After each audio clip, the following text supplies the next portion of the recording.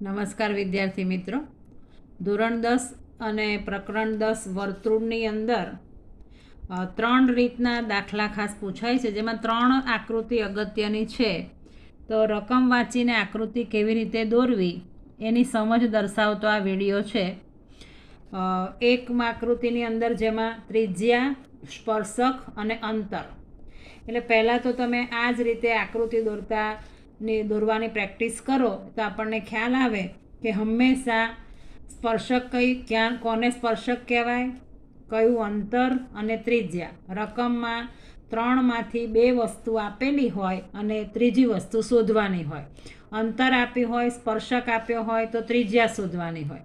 ત્રિજ્યા આપી હોય, સ્પર્શક આપ્યું હોય તો અંતર શોધવાનું હોય. અને ત્રિજ્યા અને અંતર હોય તો સ્પર્શકની લંબાઈ.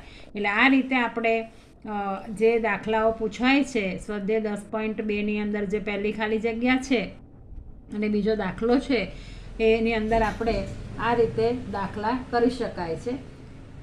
ત્યાર પછી 2 સ્પર્શકોવાળો દાખલાની રકમ છે જે આપણે અગાઉના વિડીયોમાં જોઈશું.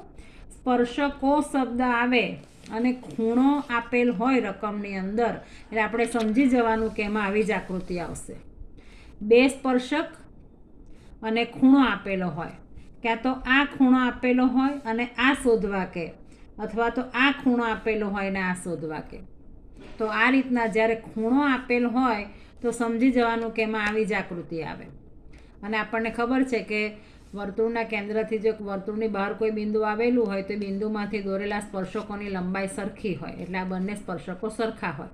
એટલે રકમમાં ખાસ યાદ રાખવાનું કે ખૂણોવાળો દાખલો હોય, રકમમાં ખાલી જગ્યામાં ખૂણો દેખાય તો આ રીતની આકૃતિ આવશે.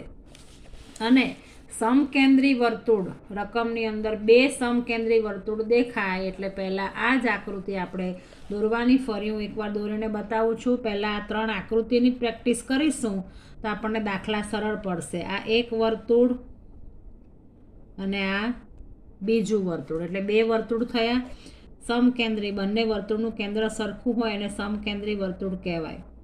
એને આ રીતે પહેલાં જીવા, અહીંયા જે હંમેશા આ કાટકોણ ત્રિકોણ બને એટલે અહીંયા હંમેશા મોટી ત્રિજ્યા આવે અને આ જે છે એ નાની ત્રિજ્યા આવે. એટલે વિદ્યાર્થી મિત્રો, તમે આ 3 આકૃતિની પ્રેક્ટિસ કરશો તો તમને દાખલામાં ગણવામાં સરળતા રહેશે. ફરી એકવાર આપણે સમજી લઈએ. સ્પર્શક, ત્રિજ્યા અને અંતર, આ 3માંથી 2 વસ્તુ આપેલી હોય ને ત્રીજી શોધવાની હોય એટલે આ આકૃતિ આવે. 2 સ્પર્શકો હોય અને ખૂણો આપેલો હોય એટલે આ આકૃતિ આવશે. અને સમકેન્દ્રી શબ્દ આવે, 2 સમકેન્દ્રી વર્તુળ એટલે આ રીતની આકૃતિ આવશે. અહીંયા હંમેશા નાની ત્રિજ્યા લખવાની અને અહીંયા હંમેશા મોટી ત્રિજ્યા. ધારો કે 5 મોટી ત્રિજ્યા 5, એક વર્તુળની ત્રિજ્યા 5 અને એક વર્તુળની ત્રિજ્યા 3 એવું આપેલું હોય તો આપણે સમજી જવાનું છે કે 5 અને 3માં મોટું 5 છે એટલે મોટી ત્રિજ્યા હંમેશા અહીંયા લખવાની અને નાની ત્રિજ્યા અહીંયા. આટલી સમજ તમે ખાસ મેળવશો તો સ્વાધ્યાય 10.2ના દાખલા ગણવામાં સરળતા રહેશે, જે આપણે અગાઉના વિડીયોમાં જોઈશું. વિડીયો ગમે તો લાઇક અને સબસ્ક્રાઈબ કરો, વિડીયોને શેર કરો. Thank you.